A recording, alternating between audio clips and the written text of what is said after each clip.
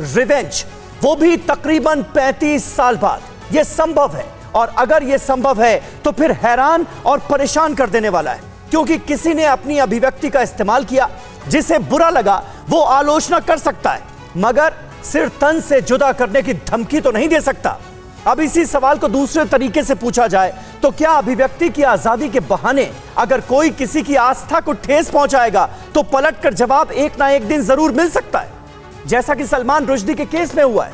मतलब कट्टरता के नाम पर मजहब को बदनाम करने वाले एक नहीं कई हैं।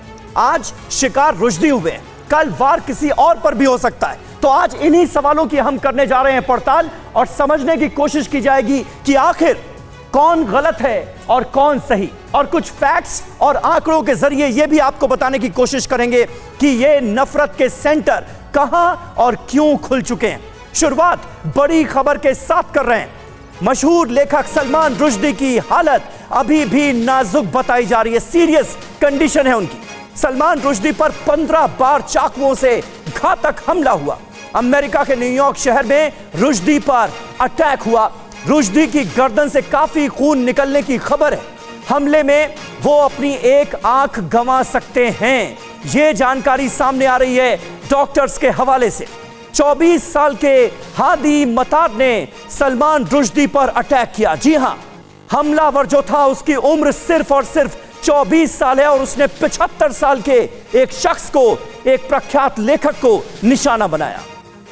अस्पताल में सलमान रुश्दी लगातार वेंटिलेटर पर हैं। उनकी हालत गंभीर बताई जा रही है, और कल जब दुनिया के सामने यह खबर आई तो हर कोई चौंक गया, क्योंकि उनकी वो किताब, वो उपन्यास जिस पर पूरी दुनिया में बवाल हुआ, वो तो उन्होंने 1988 में लिखी थी। तो 35 साल बाद क्या उसका बदला लिया जा रहा है, और क्या यह मुमकिन है?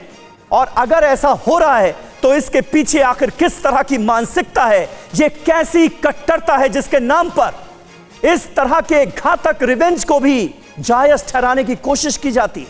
आज इस पर विस्तार से हम करेंगे बात।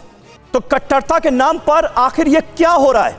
कट्टरता, रिवेंज, 35 साल बाद इतना जबरदस्त रिवेंज जिसकी शायद किसी ने कल्पना भी नहीं की होगी। खुद सलमान रुश्दी भी पिछले 10 साल से काफी बेपरवाह हो गए थे, यह माना जा रहा था। तमाम कार्यक्रमों में वो शिरकत करने लगे थे, लेकिन अब यह हो गया जो किसी ने सोचा नहीं था।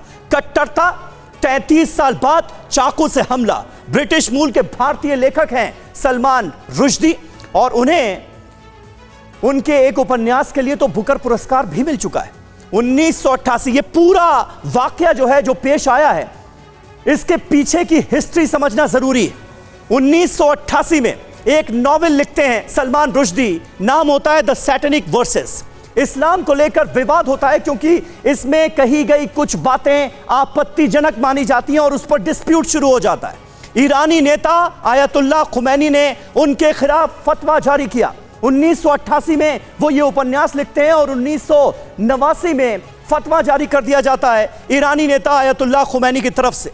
रुश्दी की हत्या के लिए $30 लाख का इनाम रख दिया जाता है, बाउंटी रख दी जाती है, और इस्लामी आतंकवाद के निशाने पर भी इसके बाद वो लगातार रहे। नॉवेल कई देशों में बैन कर दी गई, भारत में भी बैन कर दी गई। 2012 में ईरानी फाउंडेशन ने फिर से वो जो आयतुल्लाह खुमैनी ने 1989 में फतवा दिया था उसे फिर से दोहराया, यानी एक बार फिर तरोताजा करने की कोशिश की गई उस फतवे में कही बातों को। इनाम जो है वो बढ़ाकर $3.3 मिलियन कर दिया जाता है। ऐसे वक्त में जब कट्टरपंथ एक बड़ी समस्या बना हुआ है पूरी दुनिया में, न सिर्फ 2012 में उस फतवे को दोहराया गया बल्कि इनाम की रकम भी बढ़ा दी गई। अब देखिए उसका अंजाम क्या हुआ, वो भी आपको बताते हैं। हमले की वजह क्या है, यह पड़ताल का विषय है। FBI ने अभी डायरेक्टली कुछ नहीं कहा है, लेकिन इन तमाम चीजों को अगर हम जोड़कर देखें तो तस्वीर बहुत हद तक साफ होती नजर आती है, और इस रिवेंज के पीछे सिर्फ और सिर्फ कट्टरता कट्टरता कट्टरता नजर आती है। सलमान रुश्दी जब का जो विवाद है वो हमारे सामने है, लेकिन इसके बाद भी क्या हुआ है? सलमान रुश्दी के खिलाफ तो फतवा जारी ही हुआ, उनकी जान को तो खतरा रहा ही, और किस तरह से वो बेहद सुरक्षा चाक चौकन्ना उनकी रहती थी। और सलमान रुश्दी पब्लिकली कार्यक्रम अटेंड नहीं कर पाते थे। पिछले 10 सालों में ही वो बेपरवाह हुए थे। लेकिन सलमान रुश्दी के साथ साथ ये कट्टरपंथ का दंश और किन लोगों ने झेला है, ये भी जरा समझ लीजिए। जापानी में ट्रांसलेटर हितोशी इगाराशी की हत्या कर दी जाती है। और इनका गुनाह क्या था? इनका गुनाह यह था कि उन्होंने उपन्यास को ट्रांसलेट किया था जापानी में। इटली के अनुवादक पर भी जानलेवा हमला होता है। ये लगातार वाकये जो हैं वो आप जोड़कर देखिए।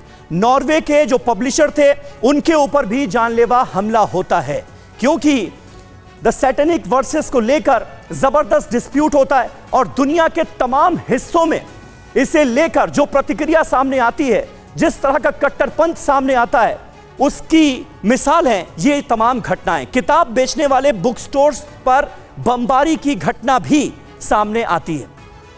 इसके अलावा 10 साल बाद फतवे को उन्होंने हल्के में लिया। देखिए, जिस बात का मैं जिक्र कर रहा था, पिछले 10 सालों से मानकर यह चला जा रहा था, यानी ये बताया जा रहा था कि सलमान रुश्दी की जान को तो खतरा है ही, लेकिन क्योंकि अब यह मामला पुराना हो गया है तो उस तरह के सिक्योरिटी के लंबे चौड़े तामझाम की जरूरत नहीं है। और यही वजह रही कि कई जगहों पर वो कार्यक्रम में शामिल होने लगे, यानी पब्लिक के बीच पहुंचने लगे अपनी बात कहने के लिए। और नतीजा देखिए, अब जानलेवा हमला हुआ है। 33 साल बाद इतना जबरदस्त अटैक सलमान रुश्दी, जिनकी उम्र 75 साल हो चुकी है, उनके ऊपर हो जाएगा, ये खुद सलमान रुश्दी और उनसे जुड़े लोगों ने सोचा नहीं था, लेकिन ये हो गया।